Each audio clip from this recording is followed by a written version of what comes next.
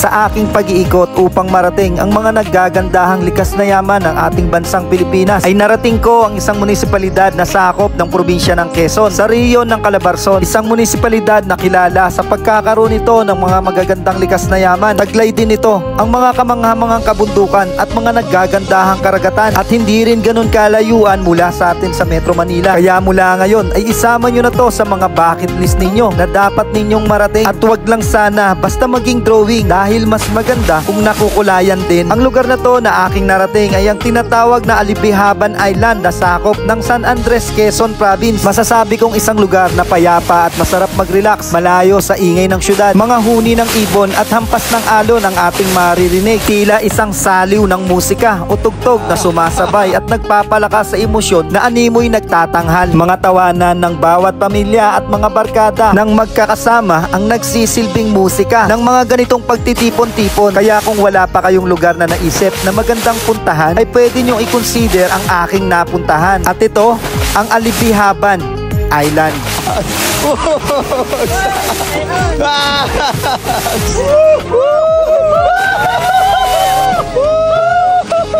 So mga lods, sa mga nagtatanong kung nasan tayo ngayon, dito tayo ngayon sa Alibihaban, Quezon.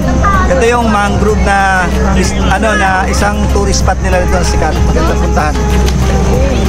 Nakita nyo, dinalayan, din yung mga bangka sa likod. Tapos ganito naman sa kabilang side mga lods. Yan, ganito aganda. Tapos to, pwede yung paliguan, linaw.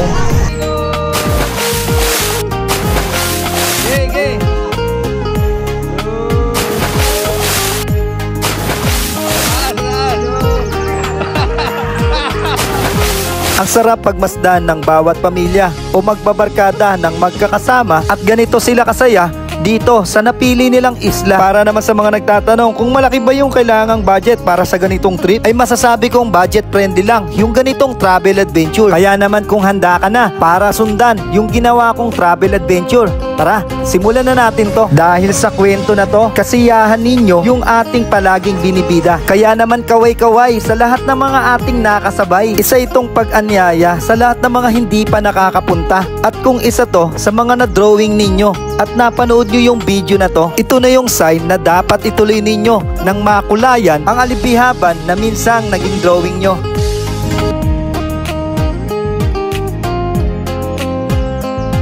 Dahil nga sa nag-joiners ako, ay mula Parañaque ay bumiyahe kami ng nakaban hanggang sa marating ang San Andres Port. Inabot kami ng 8 hours sa ginawa naming pagbiyahe. Isa sa mga na-appreciate ko sa pagiging joiners ay makakapagpahinga ka habang bumabiyahe kayo, dahil pwede kayong maidlip. At nang makarating kami rito sa San Andres Port ng Quezon, ay tanaw na kaagad ang isla ng Alibihaban. Sa mga lods, mula Parañaque bumiyahe tayo ng almost 8 hours para marating tong San Andres, Quezon.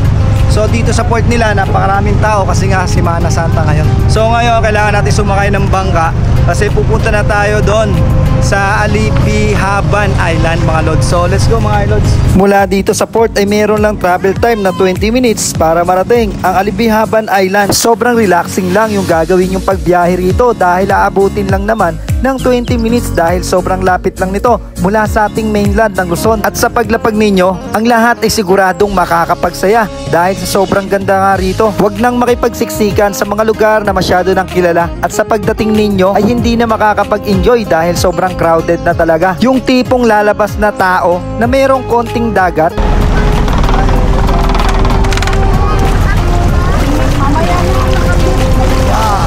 So mga idol, pag nakarating pala kayo dito sa Alibihaban, mula dito sa Alibihaban Island, eh kitang-kita natin yung yung San Andres Quezon Port. Nandun lang naman, yun lang siya, ganun lang kalapit mga idol.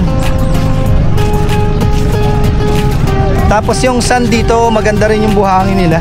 Tapos 20 minutes lang yung biyahe ng bangka papunta rito sa island. So masabi ko mga idol, dito hindi pa crowded. No, dito pala maganda pumunta kahit na mahal na araw kasi hindi siya crowded. Di tulad sa ibang beach na sobrang dami ng tao. So mga lods, ang ganda rin dito sa Alibihaban. So highly recommended ko na mapumunta kayo rito kung naghahanap pa kayo ng mga outing this summer. So hindi pa naman tapos yung summer kaya pwede kayong pumunta rito mga lods. Dito kasi nagpapakita yung sun dito pag low tide. And then pag ganitong pa high tide na pwede na kayo mag-swimming. Like dito. So itong ilog na to mga idol is naghahalo rito yung tubig alat tsaka yung pala.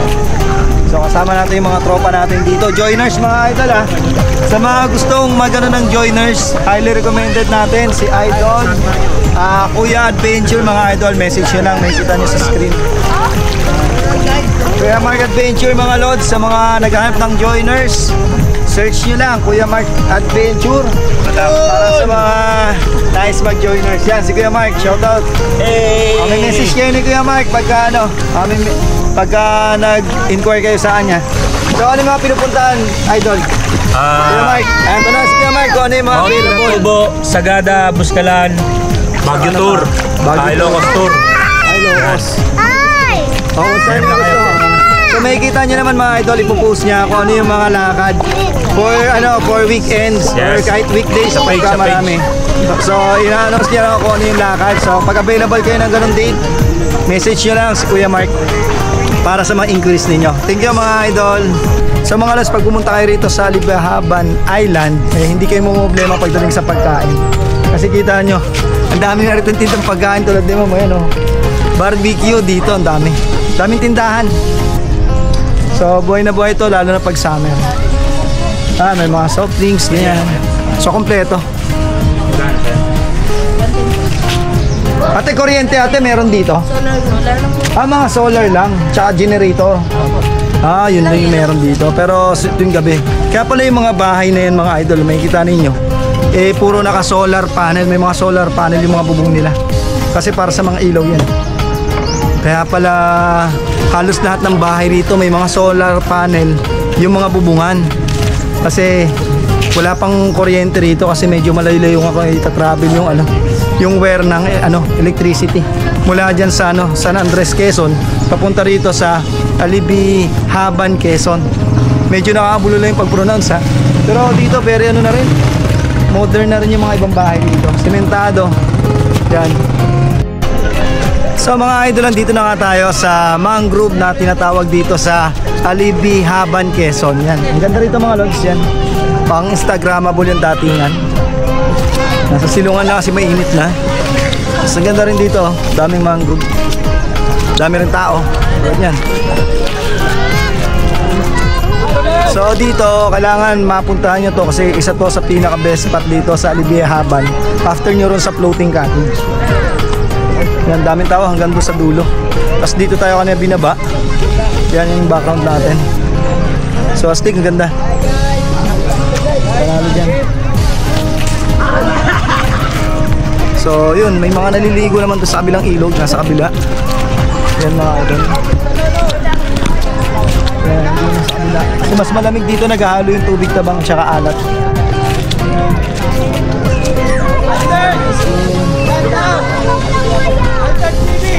Ayan, may nakakala sa atin. Oo nga. So, shoutout mo na. Magpapa-shoutout pala. Taga saan, sir? Cavite. Cavite. Siguro ang kakalapati rin to. Nag-iibo kayo, sir? Hindi. Hindi naman. Malalong pala dyan. Batik mo pa, balipad lang sa amin. So, mga idol, shoutout tayo from Cavite. Okay. Shoutout sa mga Eagles dyan. Shoutout sa mga grupo ng Power One dyan. Power One. Ayan, sir. Grupo ng Power One. Power One. Nagmotor kayo papunta rito, sir? Yes. 12 hours ba? 9 hours? 8 hours? 11 ba? Quezon to Cavite. Tapos ano na?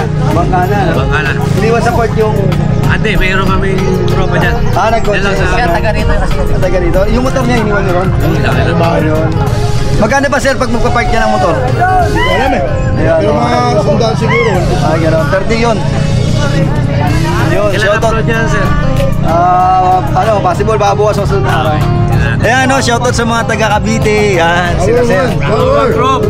Shoutout sa mga Eagles from CLR 31. Yun. So, Thank you, sir. Sige, thank you. 1, 2, 3, go. Shout out sa mga taga Laguna. Hindi pa. Kalamba, Laguna. Yes, Kalamba. 1, 2, 3, go. Shout out sa mga taga Laguna. Dito kami sa Alilia.